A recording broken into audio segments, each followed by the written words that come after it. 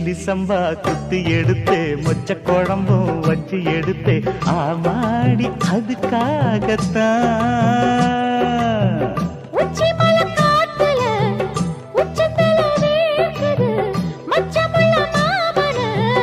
மல்லக்கட்ட பாக்குது பக்கம் வந்து வருசி பார்க்கவா பந்தி வச்சு பசிய தீக்கவா கிச்சிலி சம்பா குத்தி எடுத்தே